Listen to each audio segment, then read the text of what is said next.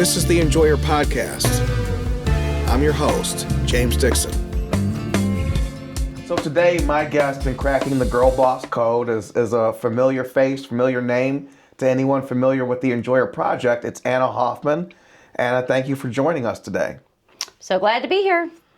So Anna, you're going to be here as we have this discussion of how the Democrats became no party for white men. We're going to walk through some history and some things I'd like you to react to. But as like when we are talking about something on Twitter, you're always big on defining the terms. And sometimes people come at me with what I say about girl bosses and women in politics. Is there a distinction to be made? I think there is, between a girl boss and someone who's in politics who happens to be a woman. Well, absolutely. But I think the term girl boss in and of itself is difficult to define. I mean, it started out much like other concepts as a good positive thing, or at least I see it that way. You know, I remember there was a book that came out about 10 years ago by Tina Fey. I think it was something like Bossy Pants, or it was sort of the beginning of that movement in my mind. And it was, you know, this idea that women can be involved and we do have a voice and that we do need to be in politics and other spaces. And in the rooms where decisions are made, right? Correct. And I think that was a very positive thing to start with. But now we're at the point where we have very incompetent, embarrassing people leading our state, and they all happen to be women. And so it feels a little bit, this term's floating around a lot right now, like a DEI hire. And it's not good, because there are amazing women in politics, and there are smart, capable women that need to have a voice and need to represent half of this country. But then when you have somebody like this person embarrassing us, it takes away from the momentum that we built, 10, 20, even, much longer than that, for over 100 years. The century. Yeah, absolutely. The century of suffrage. And, I'm obviously not a big fan of feminism. I don't like the idea, but any movement that's been around that long, I would have expected, as an outsider, that in the first century of suffrage, women would have had the first woman president. How could that not be? What's your read on how that came and went and never happened?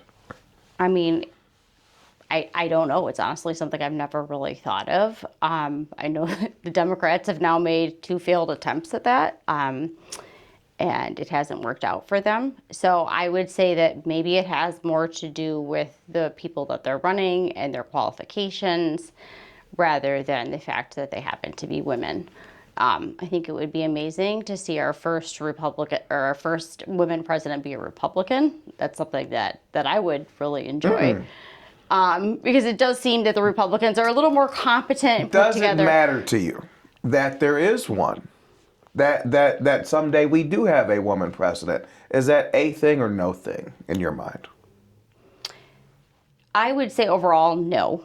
I mean, I'm more concerned about being safe at night. I'm more concerned about being able to afford eggs, and I'm more concerned about my kids being able to get a quality education. Those are the things that I stay up at night worrying about. Whether or not we have a woman president is like the very bottom of the list. But there are women that I think could probably do it someday. Yes, and I think Democrats really have painted themselves into a corner. Because 15 years ago, they would have told you that demographics are destiny, and as their party becomes browner and more female, and Republicans are just the party of white men, that the Republicans would cease to exist, basically, and everyone else would, reenact the "I'd like to buy the world a Coke" commercial. And I don't think that's. I think what they're not accounting for is that we have a history in America. We didn't just. This country was not created in 2017. And so, yes, there are some of them who think that our Constitution and our traditions aren't valid because Michelle Obama didn't write it herself. But there's also a framework where there's a comfort level with a white guy in charge in America. And unless you pierce that, you can't get anywhere. And so I think part of what made Obama's path so easy is that his competition that year was a woman. I'm talking about 2008. In the primary. Right. Right.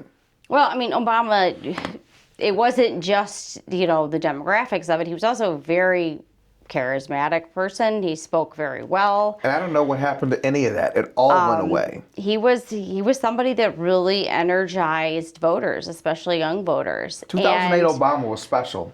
yeah, absolutely. So I'm not going to discount that. But I don't know how much. I don't know if it was the race and other demographic factors as much as it was just that he was so energizing and he was charismatic and he did, provide a contrast to that John McCain sort of old school white guy. And then the George W. Bush bumbling incompetence. It was a nice contrast to both. Like, hey, maybe you'd have a guy who'd read the briefing papers, that kind of thing. And he was young too. I mean, their age is important too. So it was really the closest we've had to a Kennedy. And we had a fundamental question in both years. Could we elect a Catholic? Could we elect a black man? And we did in both cases. And so the reason I you guys know, I just talked about this recently.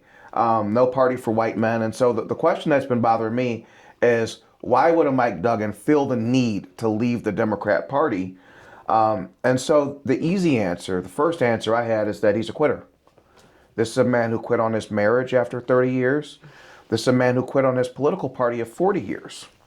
The smart answer came from Karen Dumas, my mentor, who explained that Mike Duggan's actually repeating some personal history. His boss, Ed McNamara, Boss McNamara of Wayne County, when he was in Livonia, he was a Republican.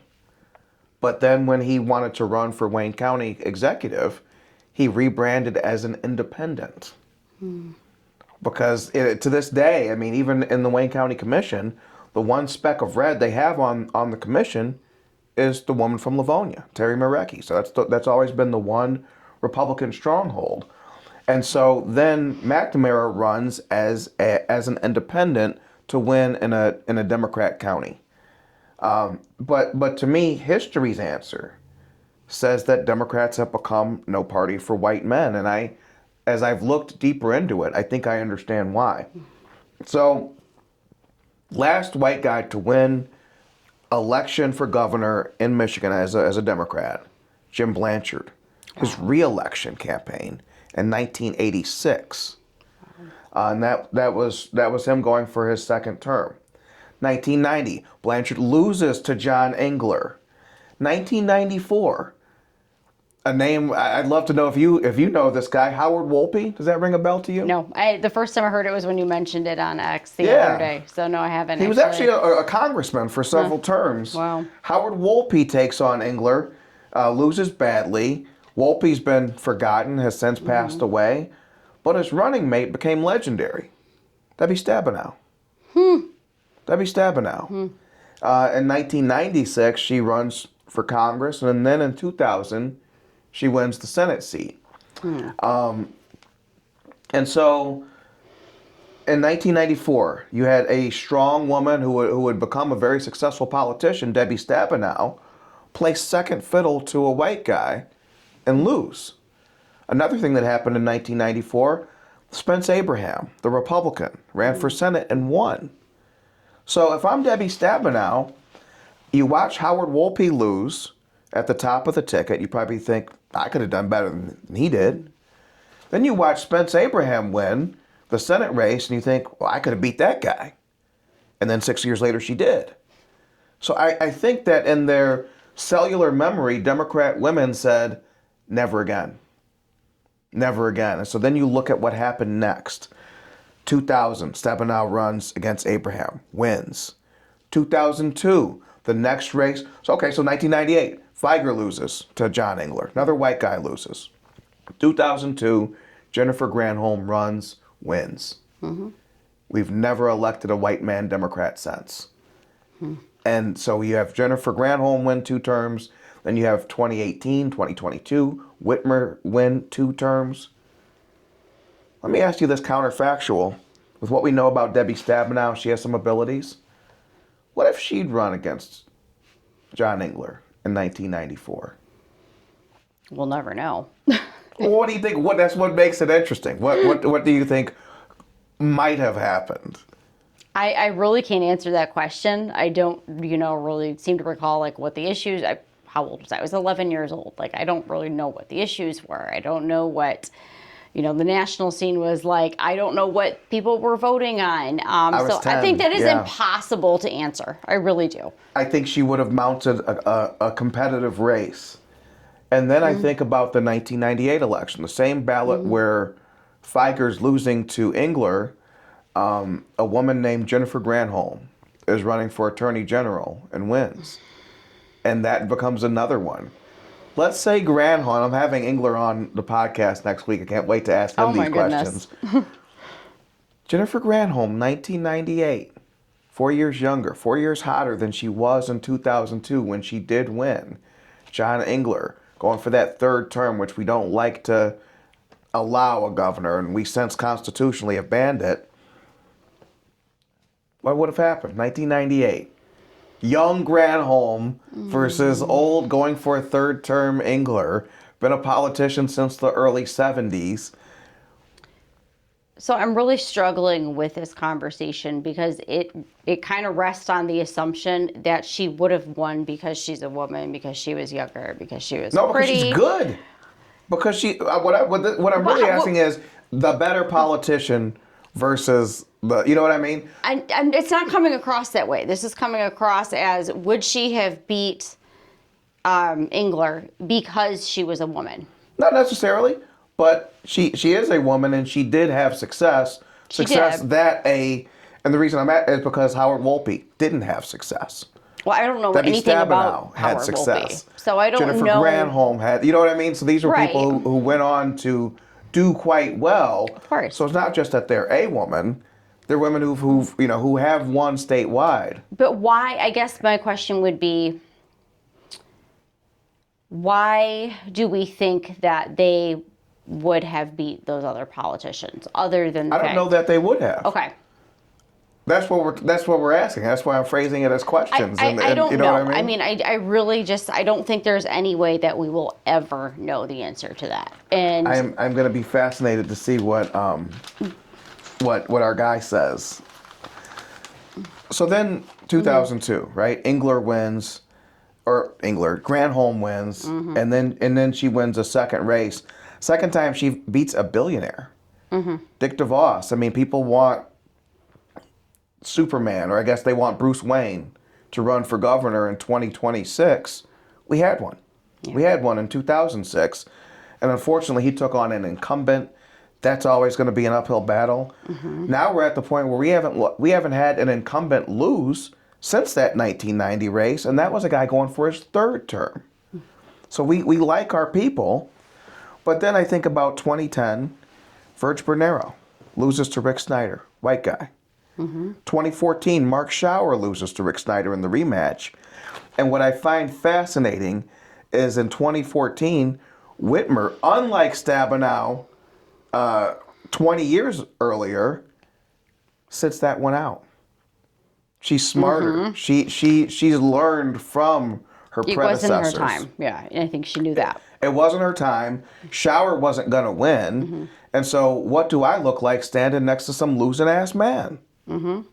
I think she'd probably already begun building her brand at that point as this, sort of independent, strong, beautiful woman. Who would be something more than she is, right? Correct. And she is smart. I will give her that. She is smart. I don't agree with her. She's a very shrewd politician. Yeah, she's a very good politician. And I think she knew even back then where things were going and how she was going to navigate it.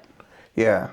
And I think also if you look at Michigan historically, I don't know how far back this goes, but we do very consistently elect an alternating political party every 8 years. So I think that's an established pattern. I don't know why that is. I'm not convinced, nor do I ever think it will be, due to sex or gender or any of those other factors. I think that's just what we do. We get tired of somebody after 8 years and we elect the other political party. And I think that pattern was very established by the time that she sort of rose to prominence, and she saw that. And I'm not saying that that's the only, reason that she sat it out, but that is something that we consistently do. And so I think 2026 is ours for the taking. I mean, we've had 8 years of her, and it's time to go back to a Republican. Absolutely. And whether or not it's a male or a female or black or white, I don't really think that matters to people anymore. Not to us. It matters greatly to the Democrats. I mean, there's nothing they probably value more than the demographic game. Yes, but at some point they do need to realize that is getting old and tiring. And I think they have to be getting close to that, because a lot of the reason, especially in the last decade or so, you see this rise of the girl boss was over abortion rights and reproductive issues. They've taken that off the table. That's not there anymore. It is actually a piece of brilliance. And you talk about, man, God meant it for good. In 2022, I found it disturbing to share a state with people who would support limitless abortion. In 1972, we were the people, a year before Roe versus Wade, said, we're being asked, do we want to open up the 1931 law to more exceptions? And we said no. We said no the year before Roe. Then the feds decided for us. And so to go from that to limitless abortion, I was disturbed at just how far we'd gone from God's light, But now, I look at Jocelyn Benson trying to flail and trying to shoehorn abortion back into it. I mean, at this point, if anyone's going to repeal Proposal 3 of 2022, it's going to be the Democrats, so then they can say abortion's back on the ballot. Has this played out, this post-Roe limitless abortion era? I've been shocked by how it's played out. It actually took away one of the great advantages Democrats used to have. I mean, I would say it's, half their platform. The other half of it being demographics. So what do they have left now? Right. I mean, at some point, everybody wants to ask the hard questions and wants answers to those questions. Things like, why can't our kids read in Michigan? And why is it so expensive to buy groceries? And where are the jobs going? Those are the things that people really are going to care about now. And saying, you should vote for me because I'm a woman isn't going to provide an answer or solution to any of those problems. Because the thing behind problems. the thing wasn't them being a woman. It was that as a woman, they were going to safeguard your rights, or at least not to let them get trampled further. It wasn't even that. It was an emotional appeal. It was, sort of a, do you want progress or not? Do you want to be represented? There's no way this old white guy could possibly represent you or understand what you need. It's time for a change. And so it was very much an emotional appeal. I don't know that there was really any policy or substance to it. It was pure emotion. It was, you need to have people representing you that look like you and understand your experience. And honestly, this is why people hate Donald Trump on both sides. Because for 50 years, this abortion thing was basically a battle of fundraising letters. Democrats are going to take it, or Republicans are going to take it away, and us Democrats are going to stop them. Democrats want limitless abortion, us Republicans are going to stop them. Then you take that away from both parties, and then it forces finality on the issue. Where in 2022, they say, all right, let's actually settle for ourselves. There's no Supreme Court to guide us. Let's go limitless. Okay, but then you can't very well say abortion's on the ballot after that. And I think that's what they ran into last year. They tried some abortion ads, and it just didn't feel like what was happening. No, because they took it off the table. They thought that we were going to be dumb enough to think that it was back on the table. And at some point, it felt very patronizing. It felt very, I think maybe tokenizing is a better word. Very much like, you're a woman, and so this is the only thing that you should care about. And it's the only thing you should care about for your daughter. And if you can't have an abortion, you can't have any freedom, and you're a second-class citizen. That was the message that I kept hearing. And it really just made me angry over time because it implies that we're not smart, that we don't care about things like education, the economy, energy.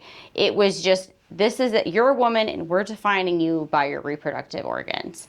And so I think they went way too far with that. And I think whether or not we can really articulate that message well, and how that tokenization felt, I think everybody felt it. It was there. It was definitely just too much. And so they really did just take it off the table, and it didn't work. And I don't think they're going to be able to bring it back. So then what do they do without abortion? What do they do without... What does that leave? What it leaves... This is why they're grasping. This is why they're going down to visit MS-13 members. Because there is no thing. Because for decades, they've been so focused on defining themselves by other identity groups that they don't really seem to understand what the issues are or what their role in solving those issues as leaders should be. They think that if they can just find a new identity group or a new group to protect, that they're doing their job, and it's just not how it works. And they tried to create one with the trans movement. They tried to do that. They tried to create one. I think they're doing the same thing now with illegal immigrants and criminals. I really do. I mean, like you said, them flying down to see gang members and trying to make us have compassion for violent criminals that are here illegally. What about all these wrong turns at the Ambassador Bridge? Well, we saw where that's going now. I told you from the start. They were setting up a narrative because they want some project done over there at the bridge. They dropped something, I think, this weekend about how they need to redo that turnaround or create another. That's what it's about. It was never about the people. It was never about deportation. It's about pouring concrete and union workers getting a few We need this big contract here, and so let's create a sob story because, again, that kind of goes back to the identity politics. Their whole brand is based on protecting other people, protecting groups, putting everybody into a group of something and then making you feel compassionate about them or making you feel like somebody's rights are at risk. Yes. And fear is their big driver. Yeah, and it's collectivist. It's the opposite of what, the Republicans stand for. And it's rooted in envy. It's rooted that I should want what you have. And then when you look at how the Democrats ran Michigan the 2 years they ran everything, how few of their plans were about the 10 million people and how much of it was about a friends and family plan. That's how they view government, as a cookie jar that benefits their side. Well, it's that whole concept of a common good. And so they're always looking for the people that they see are... One of the most abusable concepts out there, as we saw during COVID. People that they see as marginalized, and they get to choose who their group is. And it can change at any time who it is that is the marginalized others that are off limits. And without helping any of those people, they get to beat you over the head using those people. Exactly. Well, if you don't go along with this, then you're a racist, you're a bigot, you're a sexist, you're a trans... You've heard all those things. I mean... So that's what they do is, define you by how you look or what sex you are, and then try to convince the rest of society that your needs are the most important ones. They're more important than anyone else in Michigan, and that you should be treated differently. Which I think the best antidote to that is to go with the ultimate minority group, the individual. Is that all of this group talk eventually gets to a point, and maybe even in its design gets to that point, where you're trampling on what some individual person needs. So to save grandmas as a group, I specifically shouldn't be able to go to work. That doesn't work. That just doesn't work. And I don't care whether, even if she weren't, even if Whitmer had not put sick old people in nursing homes with healthier old people, it'd still be wrong. Because it's, it sounds harsh to say, but if your grandma remaining alive is predicated on me staying home and not feeding my family, I got bad news for your grandma. I got bad news. That's just never going to be a thing. Well, it also ends up contradicting. The behaviors end up being contradictory. And a good example of that is having your groceries and your food delivered. You need to stay home to protect everybody, and you're not allowed to go to work, and you can't drive, and you can't go to the grocery store. But this group over here, they can go out, they can deliver your groceries, they can wear a mask. You know, The it was essential like, pores. yeah. So it actually, you know, it really made that class division stronger, and so they took the marginalized people and put them into a worse situation And by further having them. marginalize them. By you get to drop off the stuff at my house. Exactly. Your kids don't get Right. to go to the school, which could eventually make them competitive with my kid. Exactly. Or like, you know, you see these pictures of politicians like our illustrious governor at a restaurant, and they're all sitting around eating, and their waitresses are wearing masks. Like that's the kind of division that they created, was the policies that they advocate for contradict what it is they say they're trying to do. Or my favorite was, you know, Debbie Stabenow when she visited Ann Arbor, one of the high schools there. Yeah, I think I remember that one. The kids are wearing masks, but the woman who's in her 70s isn't wearing masks. Well, aren't we wearing masks to protect you, Debbie? So why are you not protecting you? Like, it just, none of it makes any sense when No. you examine it, even beyond just the basic level. So yeah, you know, It was a signal. It was a symbol. It was a really good way to separate us from them, like your individualists from people that went along and wanted to be a good person. If you're a good person, you have a mask on your face, right? If you're not, then you're a rebel and you're a danger. and so- for people who say that they're on the hunt for situations where people are being otherized, so as to remedy those, that's always their first go-to technique, is to otherize. Because if I support unity and you don't like me, you must be against unity. And that's what makes it dangerous. So yeah, as I thought about the Mike Duggan... Just to pause there. Please. Think about how they actually got us to the point where we were wearing our politics on our face. I mean, you could walk down the street and you knew... And you know who's who. Who votes what way. That is, I mean, it's just an incredible time to look back on. It reminds me of in one of the Vietnams, I want to say South Vietnam, the one we were fighting for. They had an election during the war, and they the ballots for the candidate they wanted to lose were given out in green, which is a color of death in that culture. So we do these things to make what you wearing or not wearing a mask a proxy for your politics, and thus your goodness, and thus, as we've seen, as the Democrats have become more and more violent, thus your ability to continue to coexist on this earth with us. It's really quite scary. And that kind of goes back to where we started with this. You know, the women, how dare you say anything bad about a woman politician? You can't do that, right? And that's what they do. They try to double bind you. Where in 2018 we had all these articles about the trifecta, women making history, but now when you criticize them because they won, and who else am I going to talk? Who am I going to talk about if not the governor? I should talk about some backbencher like a Matt Kolazar. And Matt, you're an okay guy, whatever. You're not important enough to hate. Yeah, I I mean, still but- get but the come on. comments from people that are like, how dare you complain about Governor Whitmer or Alyssa Slotkin? They're women. How dare you? Like, Well, it's funny you say that, because in my examination of history, that idea doesn't come from nowhere. So Debbie Stabenow was our first woman in Michigan to ever win a Senate seat, but she wasn't the first to run. The first to run was a woman named Ellie Peterson, a Republican, in 1964. I didn't know this. So this was the Barry Goldwater presidential campaign, right? And so and Michigan Republicans were so kind that for the sake of continuity, they actually ran a woman who looked remarkably like Barry Goldwater that year in Peterson. Oh, I want to look her up.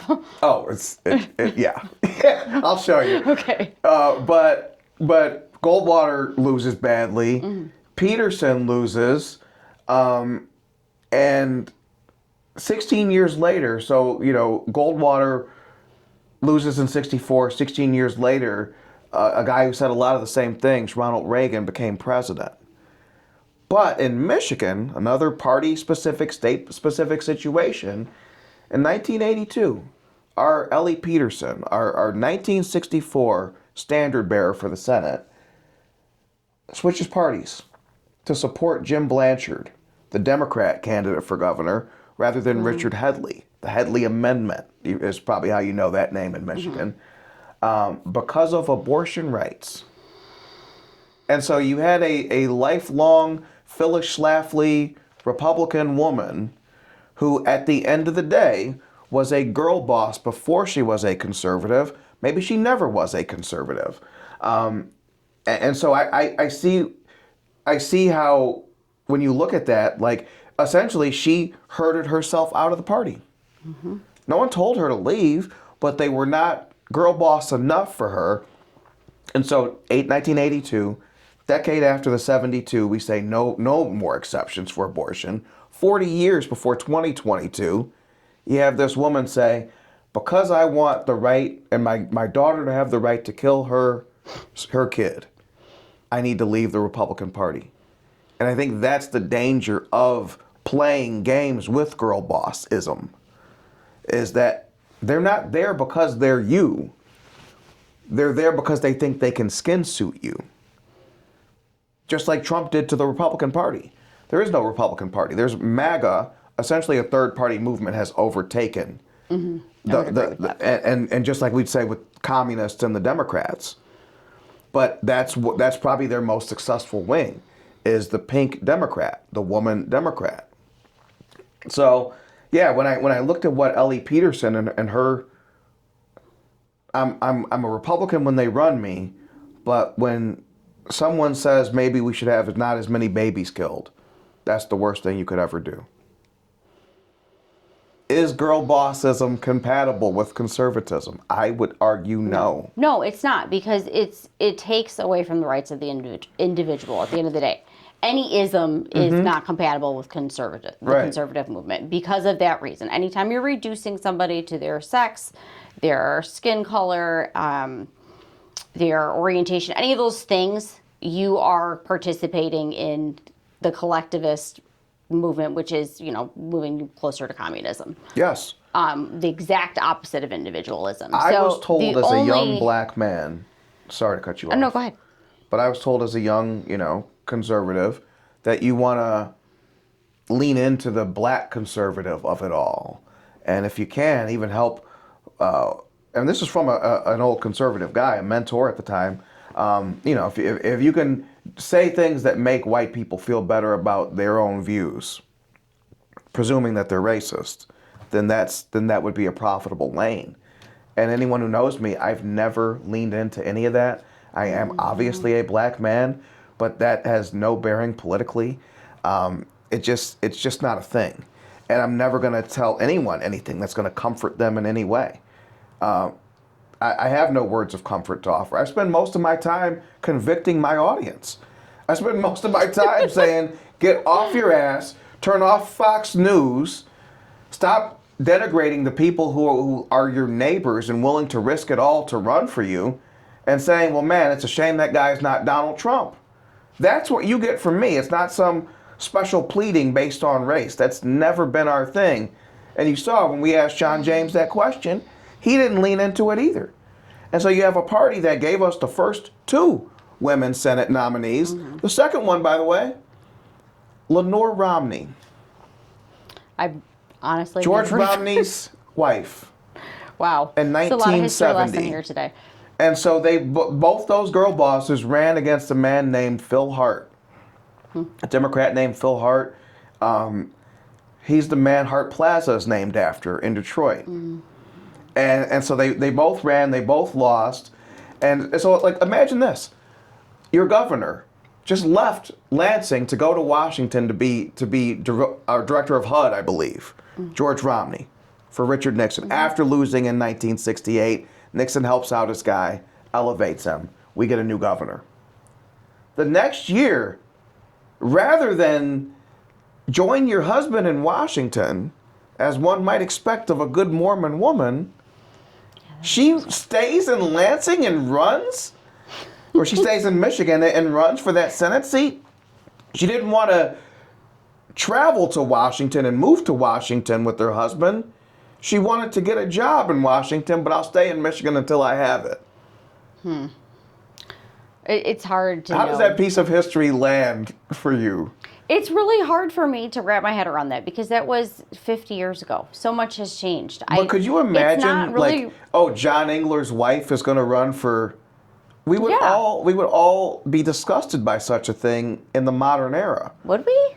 I don't know. I think that's how we viewed it when Hillary Clinton ran and for Senate after her husband was president. I think it was predictable. I really do.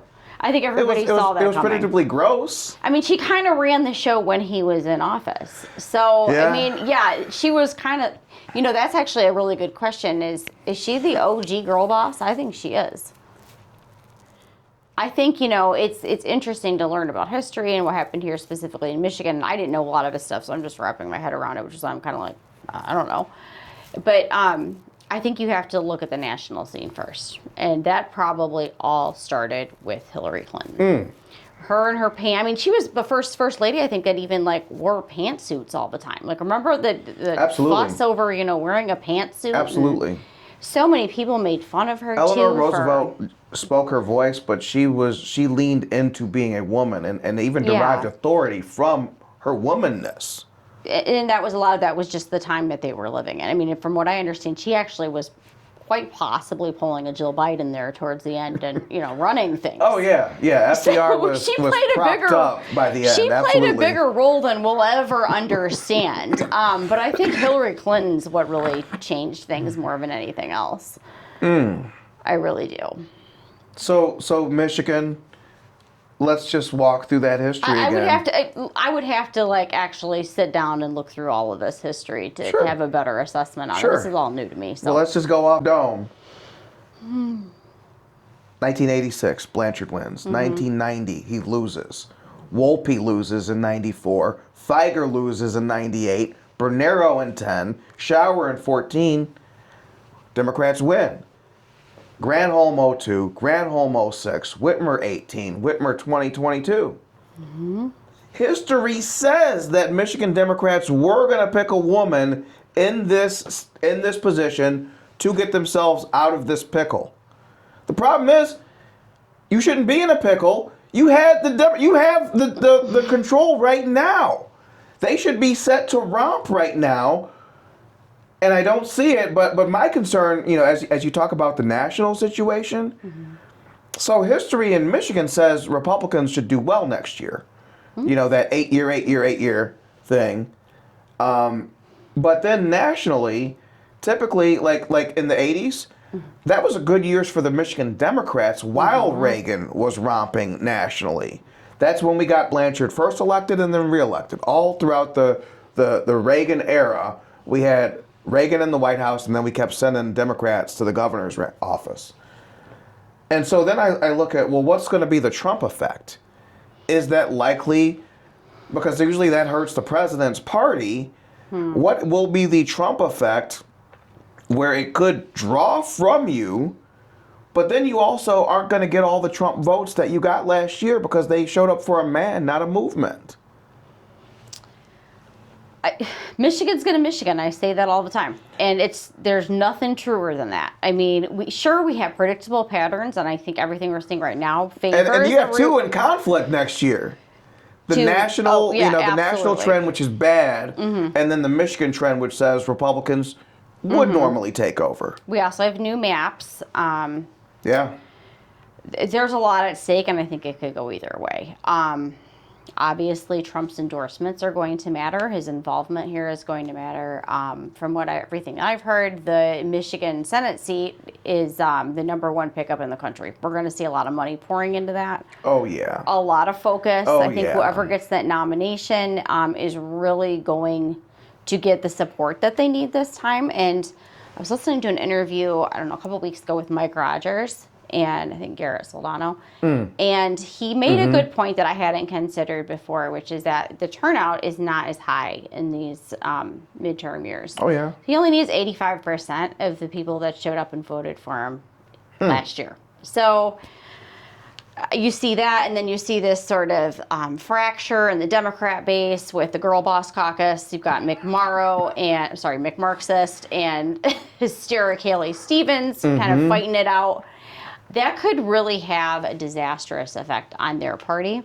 I also think that paves the way for Abdul El-Sayed to possibly get their nomination because they're fighting so much, and I think if they go 2022 again, they lose.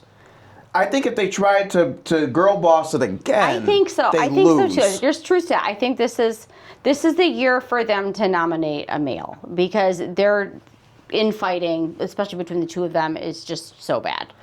And they're too much alike. Where are those two different on policy? They're not. They're both emotional Only Democrat women. journalists would tell you they are, but when you look at them behave, you look at them give speeches, I see the same histrionics. Correct. I mean, McMorrow is only as popular as she is because she gave a good floor speech. Really, that is her only claim to fame. She did that, and then she got gerrymandered eliminated. Senate seat, by the way.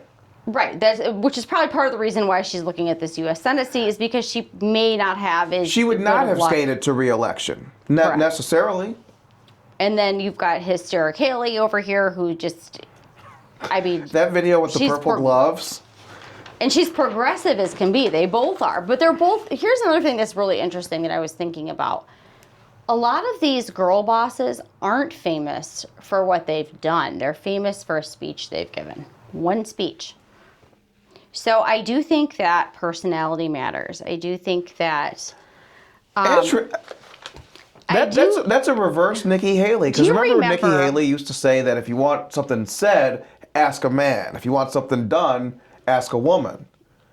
And what we're seeing these women. I think it's the other way around. These women. In some ways. Right, if you want something done, if you want something achieved.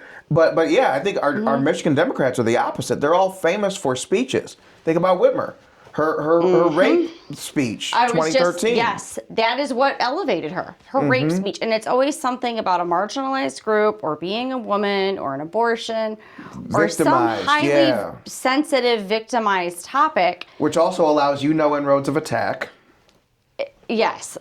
So it elevates you to a precious victimhood. Mm-hmm. Where an identity, I don't think, another identity I don't think group, that dynamic exists either, where people are going to be hesitant to attack on whatever grounds there are. No, especially when you're looking at somebody like Jocelyn Benson. I mean, that woman is totally privileged. She actually is not. She doesn't fit that girl boss definition because when have you ever seen her give a fiery speech or public appearance or be charismatic or that's not her brand. She's more like the original girl boss. She's more like a Hillary Clinton, calculated, doing stuff behind the scenes, ridden with scandal. Coattails. She's a coattail rider. Yeah. So is that more dangerous than the emotional appeal or not? That's the question. Yeah, do people look at that and say, I don't know much about her, at least she doesn't have this crazy speech, so I'm going to vote for her? Which she does. She's done crazy stuff, but she's done crazy stuff. That's different. When you hop in Mike Duggan's head. Ew. Right? And I know you'd never make some of the fashion choices, But Mike Duggan had a choice going into this election. I could do what Bill Clinton did, and I could fight and try to change and save my party, or I could flee, which kind of no one successful has ever done, and just, if you can't beat them, join them, or if you can't beat them, leave them, I guess. And the only real rival I think he'd be worried about is Jocelyn Benson. I think it was perhaps history, and probably history that led him to this conclusion, but. Then I wonder, and I'd love to hear your thoughts, what are we missing? What are we missing with Jocelyn Benson that Mike Duggan, a good politician who knows exactly what he's doing, sees her and thinks, don't want to be on a ballot with her?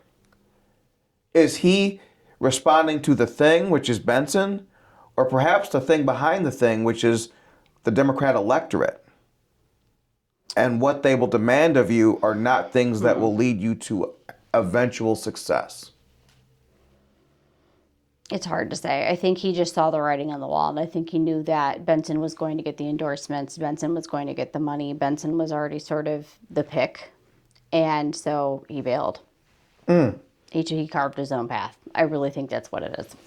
And it's funny because in 2018, with Whitmer looking like the heir apparent to be the nominee, January 2018, Mike Duggan tries to pull a move, tries to recruit Gary Peters to leave the U.S. Senate to run for governor. It's just an insane plan. I don't know what he was thinking. Wow. And it didn't work. And then we get the second girl boss era in Michigan. And now Mike Duggan running to oppose Benson, and if he were successful, to deny him the third. Do you think Mike Duggan's 2018 attempt at a gambit, and then his existence on the ballot now, which if successful would deny a girl boss an opportunity, do you think that'll cost him with Democrat women? No, I don't. I really think the era of identity politics and vote for me because I'm a woman is over. It's very unpopular, especially now that the issue that they ran on is gone. I mean, they just can't run on, if you don't vote for me, you can't kill your kid anymore. We're done with that. So and that is it's very hard to you make opened your my case eyes today on that. Yeah, it's very hard to make your case for vote for me just because I look like you. Right. When you don't have anything else behind there that. There has to be a right? clear and present danger associated with that. Because, okay, so I elect a woman, then what? Right. What are you going to do for me differently than what, John James or Mike Rogers is going to do for me? We're smart. We can look at the policies and ask, what are you going to do for my kids? I think that's issue number one. What are you going to do for my kids that I didn't kill, that are in school right now and are struggling? And we're, I think, 42 in the country for reading? I want to hear about that. I don't want to hear any more about your story and your victimhood and what marginalized group you're fighting for. I want to hear about what you're going to do for my own family. Which is a core function of government. Yes, and we got away from that. The public schooling because, system. You look at McMorrow's a good example of this. She wanted us all to feel bad for the trans kids. Okay, some people that worked on, apparently, and her speech was, moving, and we're still seeing it, and everybody's like, oh, she's just such a great speaker, and I feel so bad for these marginalized LGBTQ kids. Okay, what about my kids? Like, I think that's where we're landing on, is that people are starting to realize that it's nice to care about others, but that's not the role of government. I want to know what you're going to do for my family. And so we need to make selfishness, frankly, better again. We need to make that popular again. Yes. Like, I can be kind to other people. They can vote too. And so what are you going to do for my children, my job, my situation? I wonder if that's the girl boss effect on politics, is to externalize the world rather than to say, what's best for my family and my kids. Yes, exactly. It is outward directed, and it's about empathy for illegals and empathy for criminals, and well, it's an appeal. It's smart, actually. I don't know if smart's the right word. It's an appeal to our nature as nurturers and people that are caring, that we should care about this other family, this other child, this other husband, this other person who is marginalized or doesn't have it as good as we perceivably do, more than our own. And I think that's what makes it toxic. Is J.D. Vance talked about this months ago. The ordered loves, right? Is when you're on an airplane, secure your life mask first before even your child, because if something happens to you, then you can help your child. And somewhere along the way, I mean, we were. So, like with Whitmer during COVID, stay home to not kill grandma while I move someone sick in with grandma. but at no point was it like, stay home for you. Stay home because your family may be vulnerable or your family may be high risk. It was never about that. It was always about someone else. When we think about our driving safety ads we have in our state, the governor controls that too. And I don't think people know this, but 45% of fatal crash events in Michigan, single car crashes. So if they said the life you save may be your own, that I'll listen to. But they're telling me you don't want to go splat because then the EMT will have to pick you up. who cares? Who cares? Exactly. And I'm sure there's some of you who do care, and I'm not saying you shouldn't. I'm saying I don't. And I think I'm speaking for most of us who don't. I think there's just, you can't, I think I said this, I don't know, a couple weeks ago or something, but you can't solve a cultural problem with policy. And that's what all of this is about. It's not about a policy that we can put in place that is going to protect or change all of these problems I think exist. It's a cultural problem. And that starts in the home, and that starts with, like you said, putting on your own oxygen mask first, taking care of your own family. What is best for my family? What education does my family need? It's not worrying about someone else. And they've preached this message for too long that we're supposed to care about others more than ourselves. And frankly, I'm fed up with it. And I think a lot of people are. Absolutely. You know, you can't solve a cultural problem with policy. I think the thing that applies best to is abortion. The devil won that first battle. You're absolutely right. Congrats. If you consider this an accomplishment, you can kill as many of your offspring as you like, and I can't stop you. But that's a very different question from what will you do? What will you do? And that battle I'm much more comfortable with us fighting. It doesn't have to be about laws. If you talk about life, you'll get life. If you talk about laws, that's the devil's realm. It will reflect the world eventually. And I would, if I had to guess, we were a lot less Christian of a state from 2022 compared to 1972. So as all these things change, you can't expect Christendom to do it for you anymore, and you can't expect the law to protect you. No. What you can say is, what's life like inside the four walls of my home? And can I invest in that? Well, and I think to an extent, some of this applies to the immigration debate too, because, you know, we're supposed to have compassion for people that come here, and we're supposed to take them into our home, and, you know, all these people are quoting Bible verses and stuff, but how many people would actually do that? How many of these Democrat politicians out there saying, how dare they deport this Maryland man, have a family of refugees living in their house? I love that point, because what do they always say about the pro-life people? You guys don't take in any babies. You guys just want to keep them alive. All right. All right. Are you using every available room and restroom Exactly. and hot, you know? I mean, this lady has 2 houses, 2 mansions. How many families from El Salvador could she take? Like, let's talk about that. And she's taking in 0, guys. That's a 0 with a strike through. That's 0.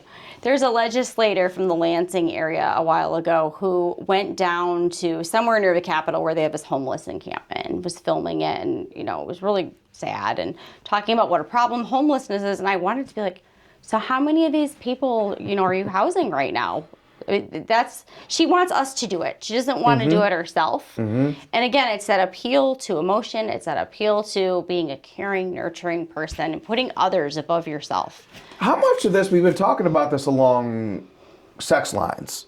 How much of this is generational too? Because as you said that, I hear a lot of boomer brain in there. I hear a lot of boomer brain focus on this. Like I was arguing with the guy last week on Twitter. I said, I don't care about the Russia-Ukraine war. I don't care who wins, who loses. I don't care how many people die or on which side. I just don't. And he was, you know, telling me how much he did care. But when I asked him, okay, has that care manifested in investment? Are you sending care packages? Are you donating money? Are you doing anything? Right. No, there's no actual action tied to your care. Your caring looks a lot like my not caring. So what exactly do you want credit for? Here's the difference. Boomer brain. They want someone else to do it, and that person is you. When they say, we shouldn't be deporting these people, we should be taking them into our home like Jesus did. You should be. Not me. That means you. Do you have an extra bedroom? You should be doing it. Not me. I'm going to enjoy my 2 mansions.